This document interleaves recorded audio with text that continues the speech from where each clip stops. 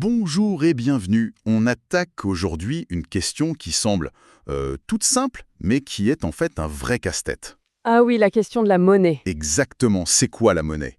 Et un des articles qu'on a sur la table propose une analogie que je trouve vraiment géniale. Je suis curieuse. L'idée, c'est que la monnaie, ce n'est pas l'économie, c'est son système d'exploitation. L'économie, le vrai truc, c'est l'échange de biens, de services. Le réel, quoi. Voilà. Et la monnaie, c'est juste le logiciel qu'on a inventé pour que tout ça tourne plus facilement. C'est une image très juste. Et ça ouvre tout de suite sur la question qui fâche. Que se passe-t-il quand ce fameux logiciel se met à bugger? Quand il est piraté ou quand ses mises à jour ne servent plus les utilisateurs, c'est-à-dire nous, mais uniquement ceux qui le contrôlent. On se retrouve avec un système qui tourne à vide. Déconnecté du réel. C'est ça. Exactement. Et c'est là qu'on va plonger aujourd'hui. Notre mission, avec la pile de documents qui est là, c'est de démonter un peu la mécanique. D'accord. Comprendre comment on est passé de pièces d'or bien tangibles à de simples lignes de code sur un écran de banque. Et on va voir pourquoi ce système semble aujourd'hui aspirer la richesse vers le haut et vider les poches de l'épargnant moyen. C'est une histoire de confiance, de ruse et de crise à répétition, j'imagine. Tout à fait. Alors, pour bien comprendre le point de départ, il faut presque s'imaginer un monde sans monnaie, le monde du troc. Et ce qui ressort des analyses, c'est à quel point c'était un cauchemar logistique. Ah oui. Prenez un village avec, disons, 1000 produits différents. Un fermier qui a des poules doit savoir combien de poules voient une paire de chaussures, un sac de blé. Une consultation chez le médecin. Exactement. Attendez, j'ai vu le calcul dans un des papiers et c'est vertigineux. Pour que ça marche, il faudrait connaître le prix de chaque chose par rapport à toutes les autres. Mathématiquement, on parle d'une complexité en n au carré. Pour nos 1000 produits, ça fait quasiment 500 000 prix à connaître. C'est impossible à gérer. Impossible. Le cerveau humain n'est pas fait pour ça. Et c'est là que l'invention de la monnaie est une révolution, mais absolue de simplicité. Oui, Au lieu de 500 000 relations de prix complexes, on choisit un seul bien comme étalon. Historiquement, ça a souvent été l'or. d'accord. Du coup, on passe à seulement 999 relations de prix, le prix de chaque produit en grammes d'or. Et le commerce explose parce que, soudainement, tout devient comparable, simple. Voilà. Et pourquoi l'or, justement? Les documents insistent sur ses qualités presque magiques. Il ne rouille pas, donc il traverse le temps. C'est une bonne réserve de valeur. Il est beau, donc tout le monde en veut. Et surtout, on peut le couper en petits morceaux ou le fondre en lingots. Il est divisible. C'est le candidat parfait. Le candidat parfait, oui, mais avec un défaut majeur caché. Ah, Sa plus grande qualité, sa rareté, le fait qu'on ne puisse pas en fabriquer à volonté, devient sa plus grande faiblesse dans une économie qui grandit. d'accord. Alors attendez. Si la société innove, produit de plus en plus de richesses, de biens, de services, mais que la quantité d'or, elle, reste à peu près la même. Qu'est-ce qui se passe? La même quantité d'or doit représenter une plus grande quantité de richesse. La valeur de chaque gramme d'or augmente. C'est ça. Et par conséquent, les prix de tout le reste, exprimés en or, se mettent à baisser. C'est ça, la déflation. C'est exactement ça. Et ça peut sembler être une bonne nouvelle au premier abord, le pouvoir d'achat augmente. Oui, on pourrait croire. Sauf que ça a un effet incroyablement pervers sur le comportement humain. Un vieux proverbe, cité dans l'un de textes, résume tout. Lequel? En déflation, qui paie ses dettes s'enrichit. Ah, c'est contre-intuitif, mais c'est brillant. Si je vous dois 10 pièces d'or et que j'attends 1 an pour les rendre, ces 10 pièces vaudront bien plus de choses qu'au moment de l'emprunt. L'effort pour les rembourser est donc plus grand. Du coup, personne ne veut s'endetter. Et pire, tout le monde a intérêt à ne rien faire. Juste garder son or sous le matelas. Voilà. La thésaurisation. C'est ça. L'or, qui devait être un flux pour huiler les rouages de l'économie, devient un stock stérile. L'argent ne circule plus, les investissements s'arrêtent, personne n'embauche. C'est ce que l'un des auteurs appelle l'hiver économique. Le système est paralysé par sa propre perfection. C'est fascinant. Le remède était presque pire que le mal. Et c'est là qu'entrent en scène les personnages les plus intéressants de cette histoire. Les premiers banquiers. Ah, les orfèvres! Les sources les décrivent un peu comme des magiciens, avec une ruse qui va complètement changer la donne. Ruse est un bon mot, oui. Ces orfèvres qui gardaient l'or des gens dans leur coffre ont fait une observation toute simple. Laquelle? Les déposants venaient très rarement récupérer leur or physique. Ils s'échangeaient les papiers, les certificats de dépôt. Exactement. C'était plus pratique. Et là, l'un d'eux a dû avoir une illumination. Si l'or ne bouge pas, Pourquoi ne pas émettre un peu plus de billets qu'il n'y a d'or dans le coffre? Personne ne le verra. Et je peux prêter ces billets en trop et toucher des intérêts. C'est du profit créé à partir de rien. C'est la naissance du système de réserve fractionnaire, et avec lui, de deux choses qui rythment nos vies aujourd'hui. L'inflation et les crises bancaires. L'inflation créée par le crédit et les paniques bancaires. Tant que la confiance est là, le tour de magie fonctionne. Mais au moindre doute, Si tout le monde se précipite au guichet pour réclamer son or en même temps, le rideau tombe. la ruse est exposée et la banque fait faillite. Ce qui est fou, c'est qu'on vient de décrire la création d'un monde monétaire virtuel, une couche d'abstraction superposée au monde bien réel de l'or. Et aujourd'hui, on a carrément supprimé la couche du réel. Il ne reste que le virtuel. Tout à fait. Ce qui pose la question fondamentale de notre époque, soulevée par plusieurs des analyses. Comment une monnaie qui n'est adossée à rien de tangible, un simple bout de papier ou un chiffre sur un écran, peut-elle encore avoir de la valeur? Oui. Qu'est-ce qui nous empêche de penser qu'un billet de 20 € ne vaut rien de plus que le papier sur lequel il est imprimé? Et la réponse qui revient partout est un mot à la fois simple et incroyablement fragile. La confiance. Mais ce n'est pas une confiance éthérée, hein. Les documents la décomposent en 3 piliers bien concrets.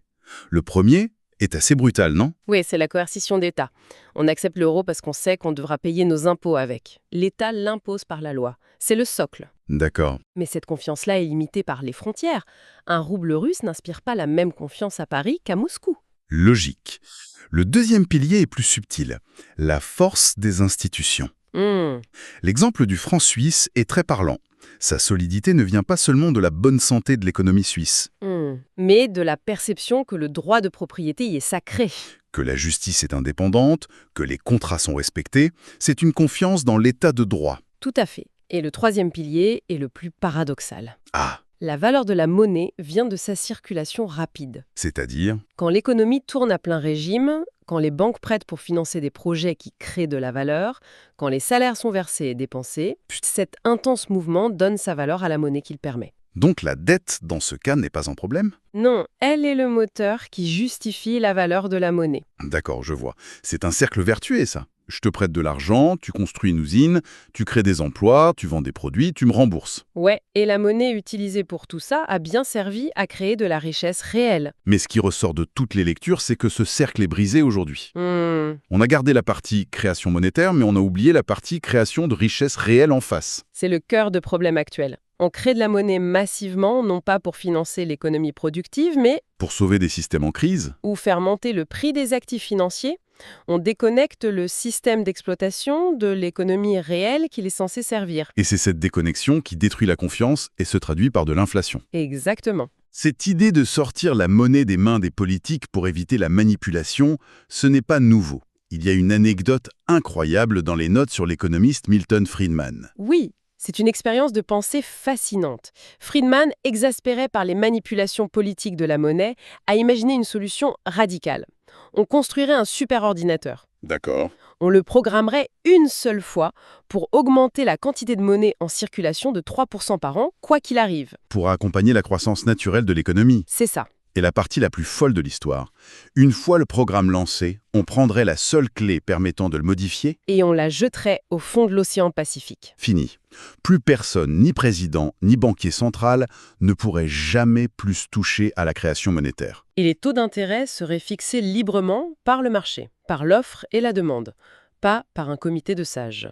Ce qui est absolument frappant, c'est à quel point cette idée, qui date des années 70, préfigure le fonctionnement du Bitcoin. C'est vrai. Une politique monétaire gravée dans le code, une création prévisible et décentralisée, totalement à l'abri des décisions politiques humaines. Une monnaie apolitique. C'est la tentative, en tout cas. Sauf qu'on ne vit pas du tout dans ce monde-là. On vit dans le monde inverse, celui de l'intervention permanente. Les sources dressent la liste. Crise de la dette européenne en 2011, crise de liquidité en 2019, Covid en 2020. À chaque fois que le système craque, les banques centrales, La Fed, la BCE, sortent le bazooka monétaire. elles interviennent pour casser la crise, pour lisser les cycles économiques. L'intention, c'est de prévenir l'effondrement. Bien sûr. Le problème, c'est que cette stabilité artificielle a un coût caché énorme. On ne supprime pas le risque. On le déplace. On le déplace. On le transfère du secteur privé vers le secteur public et on le repousse dans le futur. C'est comme si on prenait des antidouleurs de plus en plus forts pour ignorer une maladie qui s'aggrave. C'est une très bonne image. Chaque intervention rend le système un peu plus fragile et dépendant de la dose suivante. Et le risque ultime?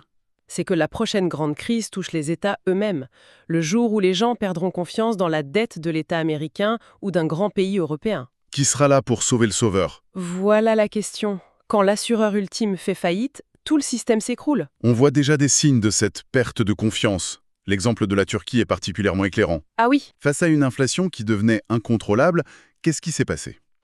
on a assisté à une fuite éperdue hors du système monétaire. Personne ne voulait plus détenir de livres turcs, ni d'obligations d'État turcs. Et cet argent, il va où? Il cherche désespérément à conserver sa valeur. Donc il s'est réfugié massivement dans le seul endroit possible, le système économique réel. C'est-à-dire les actions des entreprises turques. Exactement. Ce qui a donné ce spectacle hallucinant, la bourse d'Istanbul s'envolait, atteignait des sommets historiques, alors même que l'économie du pays était en plein marasme. C'est l'illustration parfaite d'un vieux principe économique, la loi de Gresham. La mauvaise monnaie chasse la bonne. C'est ça. Quand les gens ont le choix entre deux monnaies, ils se débarrassent de celle qui perd sa valeur, la mauvaise, et ils thésaurisent celle qui la conserve, la bonne. Et en Turquie, la bonne monnaie, c'est devenu les actions. Les actions des entreprises productives sont devenues la vraie réserve de valeur, tandis que la monnaie officielle était fuie comme la peste. C'est un symptôme de fin de règne pour une devise. Et cette fuite vers les actifs réels nous amène à la conséquence la plus explosive de tout ce système, sur le plan social. Oui, les inégalités. Les documents sont unanimes. Cette création monétaire massive ne profite pas à tout le monde. Elle creuse les inégalités d'une manière spectaculaire. Le mécanisme clé qui est disséqué, c'est celui du collatéral. Alors, expliquez-nous. Prenons les individus les plus riches du monde, comme un Bernard Arnault ou un Elon Musk. Ils n'utilisent pas leur argent pour acheter de nouvelles choses. Ils font quelque chose de beaucoup plus malin. Ils ne vendent pas leurs actions LVMH ou Tesla. Ils les utilisent comme garantie, comme collatéral, auprès d'une banque. D'accord. La banque, voyant ses actifs de grande qualité en face, leur prête des sommes colossales à des taux d'intérêt dérisoires, proches de zéro. Et que font-ils avec cet argent quasiment gratuit? Ils achètent encore plus d'actifs, d'autres entreprises, de l'immobilier, de l'art, ce qui fait monter le prix de ces actifs. Ce qui fait que leurs collatérales vont encore plus cher. Exactement. Ce qui leur permet d'emprunter encore plus. C'est une boucle de rétroaction qui les rend exponentiellement plus riches. Sans même avoir à payer d'impôts sur la plus-value puisqu'ils n'ont rien vendu. Exactement. C'est un système de dingue. Pendant ce temps, les jeunes ou les classes moyennes sont pris dans un étau. D'un côté, leur épargne sur leur livret A est dévorée par une inflation bien réelle. et de l'autre, le prix des actifs qu'ils aimeraient acheter un appartement, quelques actions, est propulsé vers la stratosphère par cet argent facile, accessible seulement aux plus riches. Ils se retrouvent piégés. Ils ne peuvent plus accéder à la propriété du capital. Le seul moyen pour eux de participer, c'est de s'endetter à des taux bien plus élevés. Pour une voiture ou des études. Le système les enferme du côté de la dette, pendant qu'il concentre la propriété du côté de ceux qui ont déjà le capital. C'est une situation décrite comme socialement intenable à long terme. Donc, si on fait le bilan de tout ce qu'on a lu, le diagnostic est assez sévère. Plutôt, oui. Le système d'exploitation monétaire a été en quelque sorte piraté. Il ne sert plus l'économie du bas, celle des échanges et de la production. Mais l'économie du haut, celle de la finance et de l'accumulation d'actifs. Les sources ne disent pas que le capitalisme est mort, mais que le système monétaire qui le chapeaute est profondément perverti. Absolument, et cela nous conduit à la pensée finale, à la question un peu provocatrice qui traverse tous ces textes. Oui. Face à ce constat, la question la plus importante n'est peut-être plus comment épargner. Mais où épargner? C'est une nuance énorme, oui. Comment c'est une question de méthode? Ou c'est une question de lieu, de système? Et la conclusion suggérait radicale. Pour préserver la valeur de son travail, il faudrait organiser sa propre fuite. Fuir le système monétaire d'en haut, les livrets bancaires, les obligations d'État, le cash. Qui semble structurellement condamné à se dévaluer. Pour se réfugier où? Dans le système économique d'en bas, c'est-à-dire dans la propriété d'actifs réels et productifs. Les actions d'entreprises solides qui fabriquent des choses, qui vendent des services, qui innovent. Celles qui font partie de l'économie réelle. L'idée, c'est que la volatilité à court terme de la bourse est peut-être un prix à payer bien moins élevé que la certitude de l'érosion lente et continue de la monnaie fiduciaire. C'est un changement de paradigme complet sur la façon de concevoir la sécurité de son patrimoine.